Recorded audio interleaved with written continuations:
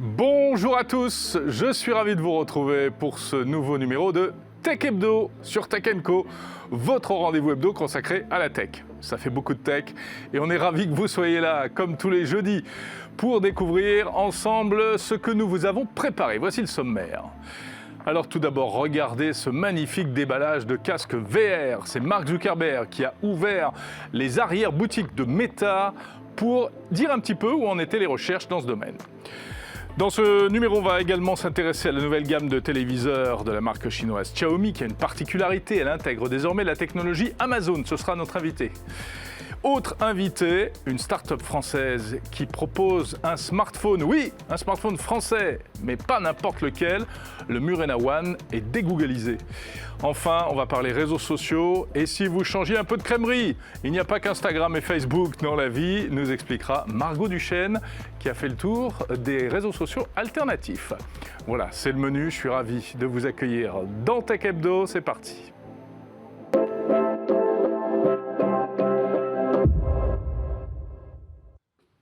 Et oui, Laure Foulquier, notre productrice, m'a dit « Attention, le générique est très court ». Donc effectivement, il est très très court, j'ai à peine le temps de m'asseoir. Je suis ravi de vous retrouver. Pas de François Sorel cette semaine, on est enfin débarrassé. Non, c'est pas ce que je voulais dire. Il sera là certainement la semaine prochaine. Il a pris un peu de congé, c'est normal, après le rush de Vivatech. Alors, vous le savez, Tech Hebdo, ce sont des invités qui viennent nous présenter des produits que vous ne verrez pas forcément ailleurs.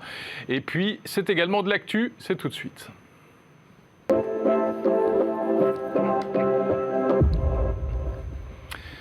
L'actu, c'est tout d'abord, je vous le disais en sommaire, eh bien, ce véritable déballage de casques de réalité virtuelle présenté par Mark Zuckerberg himself, le patron de Meta qui, la semaine dernière, en fait, a ouvert les portes de ses laboratoires, en tout cas à travers une conférence en visio, donc ça s'appelle une visioconférence d'ailleurs, à laquelle j'ai eu la chance de participer et j'ai pu suivre cette présentation.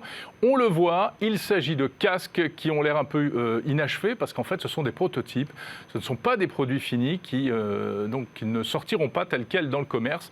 En fait, ce sont les protos sur lesquels travaillent les ingénieurs de Meta pour mettre en place le métavers et surtout l'outil indispensable du métavers, eh bien, des lunettes ou des casques de réalité virtuelle. Alors, c'est intéressant parce qu'en fait, tous ces prototypes montrent dans quelle direction vont les recherches et il faut savoir que chacun de ces prototypes correspond à une problématique que les ingénieurs de Meta tentent de résoudre. L'objectif affiché par Mark Zuckerberg, c'est de faire de la réalité virtuelle aussi crédible et aussi réelle que le monde réel. En fait, la promesse, eh bien, ce sera que demain, on chaussera ce type d'appareil et on ne verra même plus la différence entre le monde réel et le monde virtuel. On ne va pas rentrer tout de suite dans le débat sur est-ce que c'est bien, est-ce que c'est pas bien, est-ce que ça fait peur. La question c'est, vont-ils y arriver ? Car visiblement, ce n'est pas facile. Il y a beaucoup de défis techniques à relever. Et comme je le disais, chacun de ces casques correspond à une problématique. Alors il y a des problèmes de résolution, il faut monter très haut en résolution, il faut monter sur des casques en 8K, donc forcément ça chauffe. Vous voyez qu'il y a des casques ici qui ont des ventilateurs absolument énormes.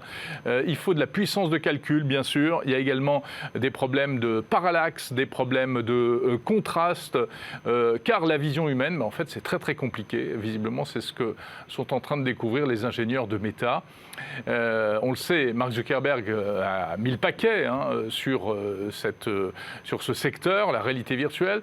Donc il fait ça à la fois pour montrer où il en est, aussi un peu pour rassurer les actionnaires, visiblement, pour leur dire, écoutez, ne vous inquiétez pas, votre argent est bien employé, on finira bien par sortir quelque chose, mais pour l'instant, il n'y a rien qui sort.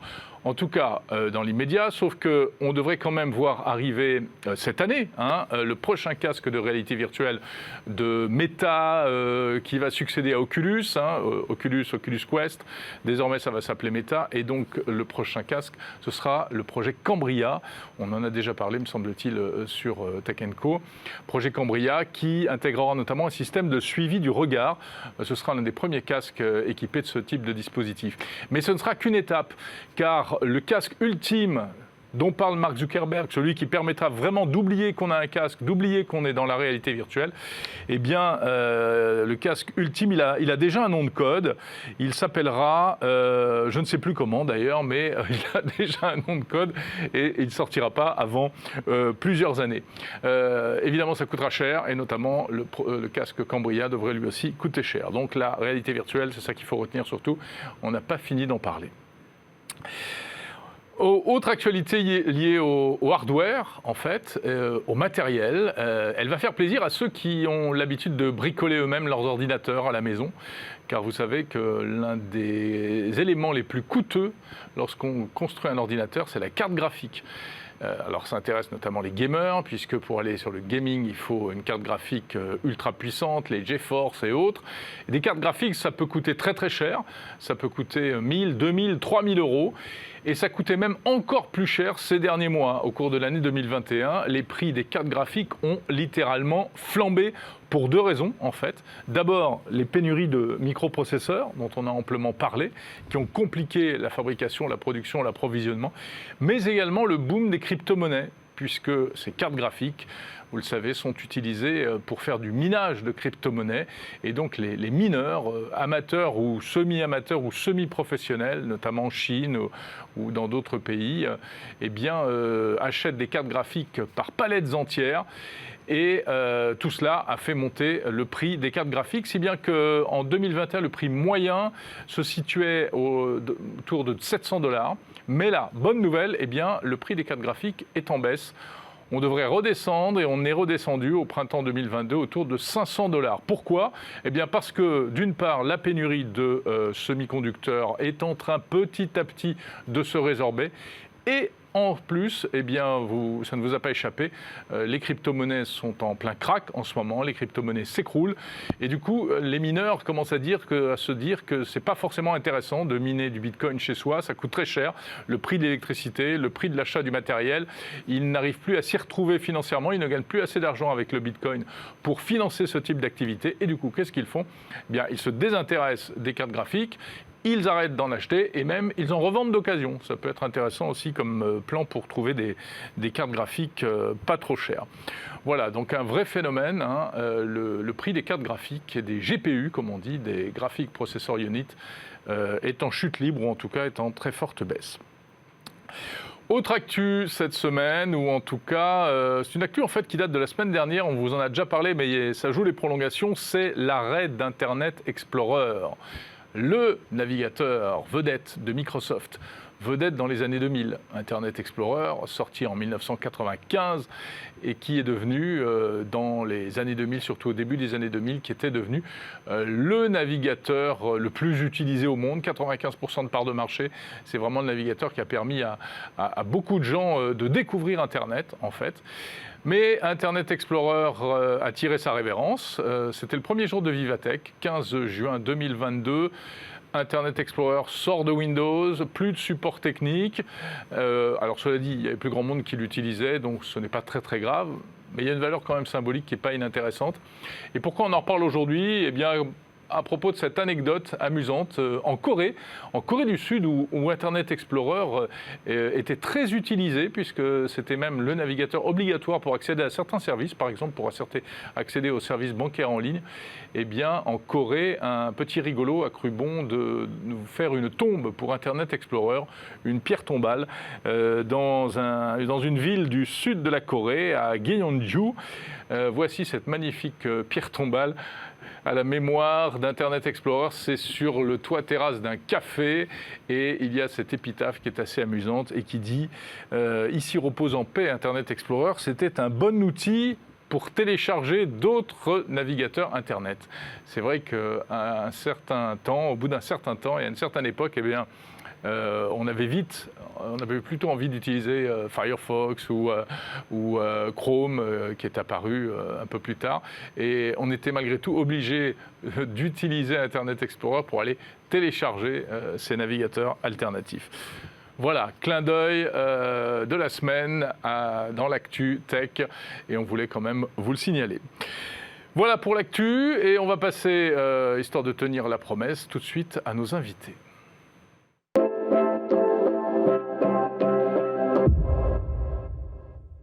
va parler télé. On va parler télé connectée, bien sûr. Nous avons tous des télés connectées aujourd'hui. Votre téléviseur connecté embarque peut-être le système de Google Android TV, qui est assez généralisé. Mais savez-vous qu'il y a des alternatives? Et il y a notamment le système d'Amazon, qui était disponible depuis longtemps sur des petits accessoires qu'on peut acheter dans le commerce, hein, des clés, des petits boîtiers, des choses comme ça. Et bien voilà, la première marque de télé qui a décidé d'intégrer Amazon, alors ça s'appelle Fire TV, en natif dans ses téléviseurs, c'est Xiaomi. Et je suis ravi de recevoir Pierre-Alain Ouard, directeur marketing de Xiaomi France. Bonjour. Bonjour Jérôme, merci beaucoup de me recevoir. Ça va et vous? On s'était vu, on se voit régulièrement. De toute façon, vous avez plein de choses à nous présenter chez Xiaomi. C'est vrai. J'ai l'impression que vous êtes sur tous les fronts. On essaye, en tout cas. Vous avez sorti encore des... On va parler des télés, mais vous avez sorti d'autres choses, là, récemment. Oui, tout à fait. Il y a 2 jours, donc, ouais. le 21 juin, on a fait une conférence de lancement sur Western Europe, donc ouais. tout Western Europe qui était réuni ici, à Paris, pour annoncer 4 beaux produits. Oui, alors il y a un nouveau bracelet connecté, je crois. Il y a... Dites-les-nous rapidement, il y a quoi? On a un bracelet connecté, en effet. On a une nouvelle trottinette. Une nouvelle trottinette. Qui va très très bien fonctionner aussi. Une nouvelle télévision et aussi un PC hybride entre le laptop et la tablette. C'est votre premier PC? C'est pas le premier PC, c'est la première fois qu'on sort un hybride en revanche. En hybride, très bien. Alors, comme j'ai dit, c'est pas de ça dont on va parler maintenant, mais c'est le téléviseur. Oui. Avec donc l'intégration de Fire TV, c'est-à-dire le système d'Amazon pour la télé. Pourquoi avoir choisi Fire TV? Alors je pense déjà qu'il y a une raison intéressante, c'est que Amazon voulait se reposer sur un constructeur qui avait du savoir-faire pour pouvoir développer justement une gamme sur Fire TV. On a réussi à prouver par le passé, on est numéro 1 en Inde, numéro 1 en Chine, on a le vent en poupe sur le marché de la télé, ça commence à vraiment très bien prendre ici en Europe aussi. Mm-hmm. Et ils avaient besoin de quelqu'un qui était solide sur les composants, sur le hardware, pour pouvoir étendre un petit peu leur software. Donc ça voulait dire que ce sont eux qui sont venus vous chercher? C'est un accord entre Seattle et Pékin. D'accord. Alors pour les consommateurs, ça se traduit par quoi? C'est une interface un peu différente de ce que la concurrence peut proposer. Alors il y a plusieurs OS de télé, on a WebOS, on a aussi Android TV. Oui, j'ai parlé d'Android TV, mais vous avez raison, il en existe d'autres. Il y a celui de Samsung aussi, oui. Tizen, etc. Exactement. Alors nous, c'est vrai que historiquement, on est plus sur Android TV, sur l'intégralité de nos télés. Et vous savez qu'on en fait pas mal, même des transparentes, vous avez pu les voir. C'est vrai, vous avez un téléviseur transparent. C'est vrai. On ne sait pas trop à quoi ça sert, mais c'est joli. On cherche encore, mais c'est magnifique. Ouais, tout à fait. Vrai. Et c'est vrai qu'on avait envie aussi de proposer une alternative à nos consommateurs, parce qu'on sait que le grand avantage d'Android TV, en plus d'avoir un store d'applications ouvert, c'est la possibilité d'utiliser Google Assistant directement avec sa télévision. D'accord. Et il y a aussi une part de la population... Donc avec la télécommande, exactement, il y a un bouton. Avec la télécommande. Et il y a une part de la population qui s'est plutôt tournée vers Alexa, qui est aussi un très bon assistant vocal. Donc du coup, je pense que c'est bien aussi pour nos consommateurs d'avoir la possibilité de choisir entre Google Assistant et Alexa. Vous voulez dire qu'on peut mettre Alexa, on peut utiliser Alexa dans vos téléviseurs? Exactement. Ils sont gentils chez Amazon finalement, parce qu'ils ont leur assistant, mais ils ne ferment pas la porte aux concurrents. Tout à fait. Tout à fait. Et le grand avantage d'avoir Alexa connecté directement avec sa télévision, on peut changer les chaînes, monter le son, mettre pause, c'est presque basique. Mais comme vous le savez, Jérôme, on a un écosystème qui est très large et tout est connectable et tout est connecté grâce à Alexa. Bien sûr. Donc avec la télécommande, on peut dire Alexa, ferme les rideaux, tamise les lumières, allume le purificateur d'air. Et ça, on peut aussi lancer des scènes dédiées à la télévision. Oui, ça fait un point d'entrée vers l'assistant vocal supplémentaire dans la maison. Donc, on parle dans la télécommande. Alors, il faut appuyer sur un bouton, j'imagine? Oui. Hein? Ouais. Oui. Il y a un bouton Alexa. Et la réponse se fait via le téléviseur? Exactement. Donc, il faut qu'il soit allumé? Oui, c'est mieux. Idéalement. Est-ce que je peux commander une lumière avec ma télécommande si la télé est éteinte? Ah, c'est une bonne question, je n'ai pas essayé. Bon, il faudra essayer alors. Alors, il y a quoi? Qu'est-ce que vous proposez comme téléviseur? Il y en a plusieurs, hein? Il y a plusieurs modèles? Oui, alors il y a une seule série. Oui. Donc c'est les il y a plusieurs tailles? Il y a plusieurs tailles, tout à fait. 43 pouces, 50 pouces, 55 pouces. D'accord. Les prix vont de 349 € jusqu'à 499 €. OK. Donc encore une fois, compétitif. Très bien. Est-ce que vous savez d'ores et déjà est-ce que c'est important finalement la plateforme pour le choix d'un téléviseur? Est-ce que les consommateurs s'intéressent réellement à ça? C'est une bonne question. Je n'ai pas la réponse à ça. Est-ce que ça vous intéresse? Est-ce que ça, c'est quelque chose qui va vous faire changer de télévision? Oui, moi je pense que quand on se penche sur la question, ça a un intérêt. Est-ce que j'ai Alexa? Et honnêtement, je dois dire que je préfère avoir Alexa ou Google Home que d'autres assistants vocaux qui fonctionnent beaucoup moins bien. Tout à fait. Tout à fait. Après, il y a des gens qui sont plus Alexa et des gens qui sont plus Google. Ouais. Ouais. Très bien, c'est intéressant. Donc comment ils s'appellent ces téléviseurs? C'est des Fire TV.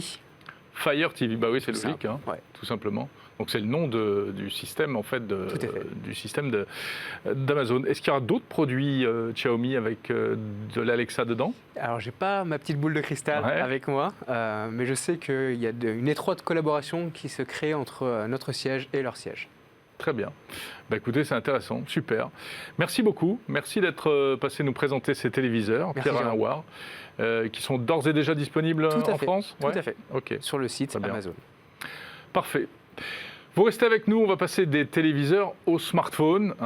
L'affiliation et le lien est assez logique avec une marque de smartphone que vous ne connaissez peut-être pas, mais qui va, j'en suis sûr, vous intéresser.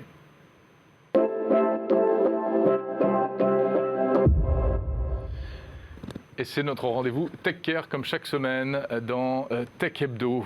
Oui, un smartphone qui va sans doute vous intéresser car c'est un smartphone français. Ça existe, les smartphones français.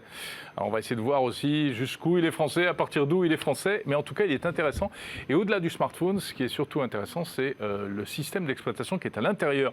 Bonjour Gaël Duval. Bonjour Jérôme Colombin. Gaël Duval de la société Murena. Alors ça s'appelle Murena ou ça s'appelle I, qui était l'ancien nom de votre entreprise, je crois? Oui, alors très rapidement, on s'appelait I, mais c'est pas vraiment vendeur comme nom. C'était surtout très difficile à prononcer Tout sur à un média fait. audiovisuel parce qu'en fait ça s'écrit /E/. Voilà, donc le système Je pense qu'il faut d'exploitation, arrêter ça. il s'appelle encore iOS, mais Ouais. pour je sais pas combien de temps, mais c'est pas très grave.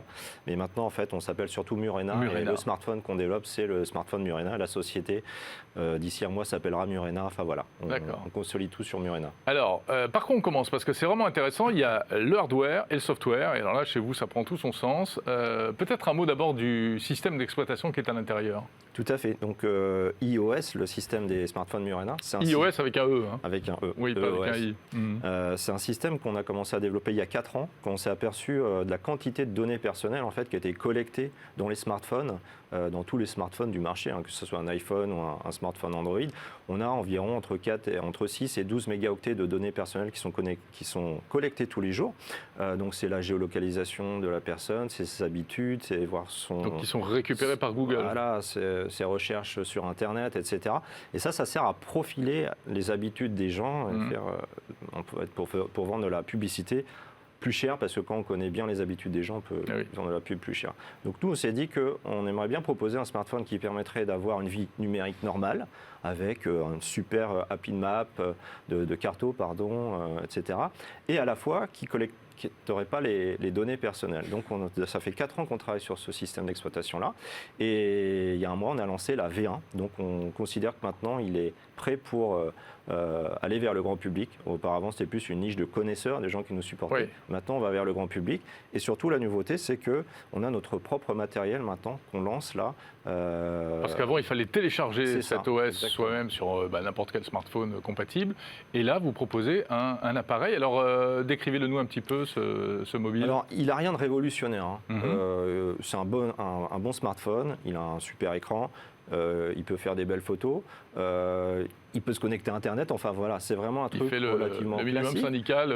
Et pour pas trop cher, parce Ouais. qu'aujourd'hui c'est un smartphone qu'on va vendre 350 €, donc c'est abordable. 350 €, Ouais. d'accord. Et surtout, il est équipé de notre système d'exploitation qui empêche toutes les fuites de données qui peuvent subvenir dans un système classique, et aussi, surtout, qui va également filtrer toutes les fuites de données qui peuvent avoir des applications tierces, parce que on parle du système, mais il y a aussi les applications qu'on utilise à côté. Bien sûr. Et ça, c'est pas très connu. C'est dans les CGU, tout le monde les accepte, les CGU de 50 pages qu'on a Ouais, l'habitude de signer sans les lire. Les Mais en conditions générales d'utilisation c'est ça. qui défilent, ouais, bien sûr. Mais ça envoie énormément de données personnelles dans des sociétés tierces qu'on ne sait pas vraiment qui c'est la plupart du temps.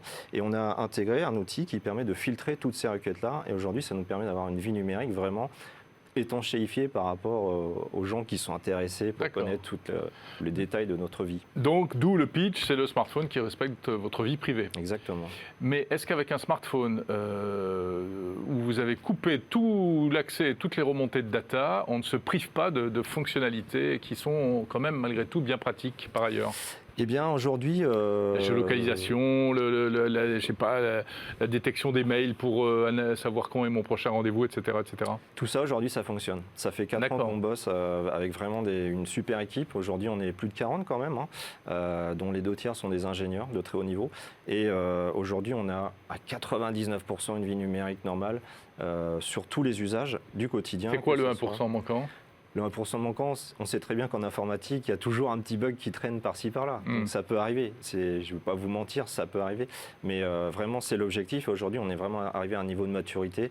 Donc je suis super heureux, en fait. D'accord. Alors en fait, c'est de l'Android qu'il y a dedans. À la base, c'est de l'Android. Android, c'est un système qui a été racheté par Google il y a longtemps. Ouais, c'est pas eux qui l'ont créé à la base. Et c'est un système qui est open source. C'est-à-dire qu'on a le droit de le prendre, regarder comment ça fonctionne, regarder tous les endroits où... ça envoie de la data chez Google, etc. Et puis on peut le modifier. Vous avez tout décortiqué pour voir toutes les fuites de données. Pas tout le source code parce que c'est gigantesque. Ouais. Mais on s'est aperçu en regardant ce qui passait sur le réseau que tiens, c'est marrant, quand on démarre le téléphone, il y a déjà une connexion chez Google. Toutes ces petites choses-là, on les a enlevées et puis on a remplacé les applications on va dire de haut niveau qui permettent d'accéder au store d'applications, etc. par des équivalents qu'on a développés nous-mêmes ou alors c'est des briques qu'on a repris qui existaient déjà dans mon open source. On a mis tout ça ensemble et puis surtout, on a fait en sorte qu'il y ait une expérience utilisateur qui soit agréable parce que on n'a pas envie que ça soit un système qui paraisse un petit peu artisanal. Oui, on ne va pas régresser en termes d'interface. Je veux que mes parents, mes enfants, tout le monde puisse l'utiliser, même sans connaissance. Mais je peux utiliser toutes les applis habituelles, enfin je ne sais pas, WhatsApp, Facebook. Aujourd'hui, c'est le cas. Insta. J'ai cité 3 marques de méta, mais bon. Au hasard. Au hasard. J'en cherchais d'autres, mais bon. On sait très bien. Google Maps, Waze, tout ça, ça marche ? Oui, ça fonctionne. On sait très bien qu'aujourd'hui, on ne peut pas dire aux gens arrêtez d'utiliser tout ça. On sait très bien qu'il y a des sujets avec les données, mais on sait très bien que les usages, on ne peut pas les changer du jour au lendemain. Donc nous, on propose quelque chose de plus vertueux à la base. On propose aux utilisateurs des applications qui sont différentes s'ils le souhaitent. Après ça, s'ils veulent utiliser WhatsApp, ils peuvent l'utiliser. Et je sais bien que ma mère, par exemple, elle utilise WhatsApp. Je ne vais pas lui dire demain, arrête. Ah oui. Mais comment ça ? Il y a un store spécial ? On a développé notre propre store qui se connecte à différentes sources d'applications, mais y compris le Google Play Store, en fait, qui donne accès à tout le catalogue des applications Android disponibles aujourd'hui. Et donc, je vais télécharger une appli sur le Google Play Store, mais en principe, elle sera safe, elle sera propre. C'est ça. Déjà, elle ne pourra pas faire fait ce qu'elle fait sur un autre smartphone. Exactement. Déjà, on le télécharge en mode anonyme, c'est-à-dire que Google sait qu'il y a une application qui a été téléchargée par quelqu'un, mais il est incapable de dire que c'est vous, Jérôme Collandin. Et ensuite, on informe l'utilisateur, dans telle application, vous aurez autant de traceurs. Les traceurs, c'est comme des petits cookies, mais pour les applications. Donc ça, c'est une première information utile pour les utilisateurs. Et après, avec le fameux Advanced Privacy qu'on a introduit dans la V1, on permet de couper ces trackers si on le souhaite. Et ça fonctionne, c'est ça qui est magique. Où on le trouve où, ce smartphone ? Uniquement aujourd'hui sur murena.com, uniquement vente directe. On travaille aussi avec des partenaires comme Fairphone, etc. Parce qu'on a une gamme de développement durable aussi, c'est important. Et puis on verra par la suite. J'ai dit qu'il était français, j'imagine qu'il est un peu fabriqué en Asie. Hein. Aujourd'hui, j'ai bien peur qu'il y ait 0% des téléphones qui soient fabriqués en France. On est d'accord. Mais bon, c'est votre bébé, vous l'avez conçu, c'est une belle initiative qui répondra certainement aux préoccupations de certains consommateurs. Merci beaucoup Gaël Duval, président de Murena, merci d'être passé sur le plateau de Tech Hebdo. Merci. Le temps file très très vite, on va retrouver tout de suite Margot Duchesne qui va essayer de nous faire découvrir des réseaux sociaux que vous ne connaissez peut-être pas.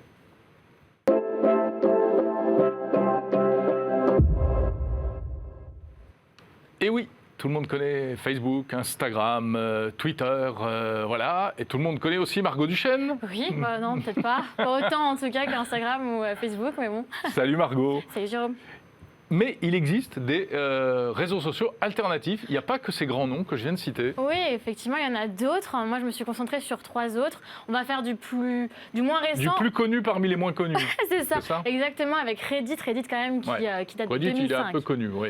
Il est ultra connu, mais surtout à l'étranger. En France, c'est très peu utilisé. Et très souvent, les gens ne savent même pas ce que c'est. Ils disent, oui, j'ai déjà entendu parler comme ça, vaguement, mais qu'est-ce que c'est ? Mais en fait, c'est tout simplement une plateforme de discussion. C'est un réel réseau social avec un site communautaire, donc les gens peuvent échanger, poster en fonction de catégories. Et il y a tout un vocabulaire qui a trait justement à Reddit, en commençant tout simplement par Redditor, c'est l'utilisateur justement de Reddit. Et puis lui, il va aller dans des catégories pour aller encore dans des sous-catégories qui s'appellent en fait des subreddits. Donc il y a quand même un vocabulaire. Il y a aussi un autre vocabulaire, il n'y a pas vraiment de modération sur ce réseau social-là. Et en fait, les utilisateurs s'auto-modèrent. Ah, il n'y a pas de modération. Non, il n'y a pas vraiment de modération, mais il y a des mods. Des mods, donc c'est eux qui régulent, mais c'est les utilisateurs. En fait. Bénévoles. Ouais, c'est ça. C'est un modérateur bénévole utilisateur. C'est l'Internet rêvé d'il y a 20 ans. Ouais, en fait, on y trouve tout et n'importe quoi. On a même des subreddits avec, par exemple, j'en avais trouvé un, cable porn.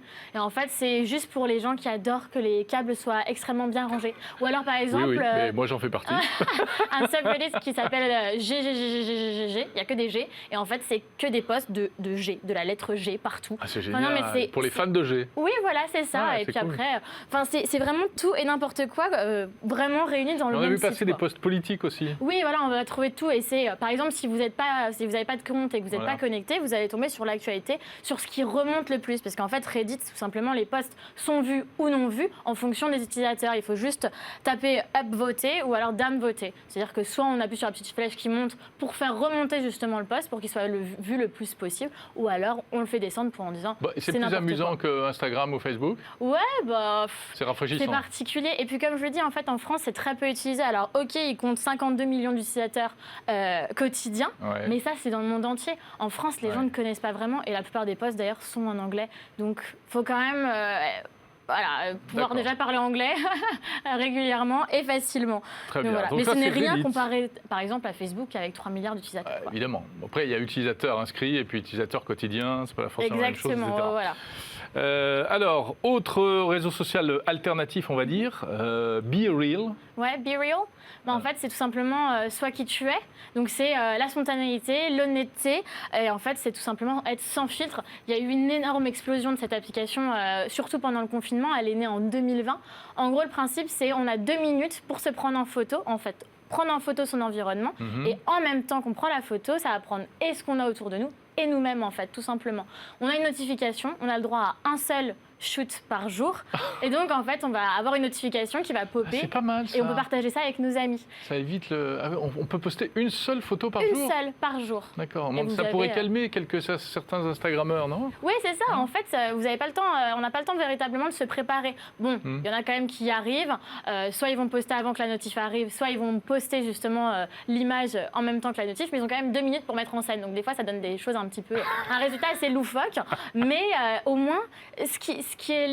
Les valeurs de BeReal, c'est vraiment le fait de se décrocher d'Instagram et de se dire cette fois-ci, je veux une photo mais de ton quotidien. Ouais, du vrai Arrête quotidien. De nous montrer le fake, voilà. le filtre. Laisse tomber les homards et montre-nous ta casserole de pâtes dans ton studio sous les toits. C'est ça, montre-nous ta réalité, en fait, ton quotidien. Sois honnête et spontané. Et donc, du coup, ces photos-là, on a donc 2 minutes et l'horaire est aléatoire en fonction des jours. En fait, tout change. Et on a carrément une petite catégorie Memories où, en fait, on va retrouver chaque jour la photo qu'on a faite. Donc, on a un espèce de calendrier. À la fin, on a une petite vidéo, justement, du mois qu'on a passé avec ces 2 petites photos. Donc, c'est vraiment une photo avec un petit carré au-dessus.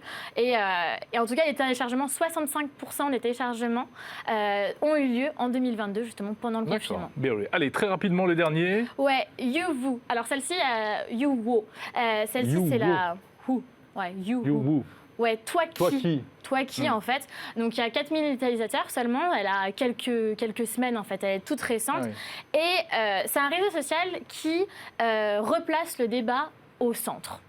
Et c'est vraiment dédié de base à la Gen Z, donc la jeune génération. Mais ils se sont rendus compte avec justement les essais, les tests, qu'en fait, il fallait aussi un petit peu s'étendre et faire de la place aussi à toutes les générations. Parce qu'en fait, l'idée, le principe, c'est de se prendre en vidéo en fonction d'un challenge. Donc, par exemple, l'application propose quelques challenges. Qu'est-ce que vous pensez de telle ou telle chose? Quelle est votre position sur tel ou tel sujet? Se mettre un cintre sur la tête, se renverser un seau de glaçon. Oui, voilà. Mais non, ça ne va pas être je te mets au challenge, je te mets au défi de faire ça. Ça va être, par exemple, qu'est-ce que tu penses de l'IVG? Et donc, du coup, on a entre 45... Très souvent, les vidéos durent entre 45 secondes et 1 minute 30. Et on se prend en vidéo. Pour expliquer ce qu'on veut. C'est bien. Ça commence comme ça, c'est gentil. Après, ils se retrouvent sur Twitter et ils se mettent sur la... Il faut être authentique, il faut partager ses valeurs et il faut surtout affiner son jugement. L'idée, c'est vraiment de faire évoluer les mentalités, d'avoir un impact collaboratif. C'est vraiment toute une communauté et normalement, c'est la bienveillance qui doit régner. C'est vraiment un échange entre les uns et les autres et c'est basé vraiment sur le respect. On a même des petits précaire ce qu'on peut attribuer aux gens en fonction de la vidéo. Par exemple, si c'est ça comme ça aussi qu'on va se modérer, c'est de l'automodération. Et c'est une création vraiment, c'est une influence positive. C'est un petit peu basé sur TikTok, tout simplement, mais avec un côté un peu plus gamification.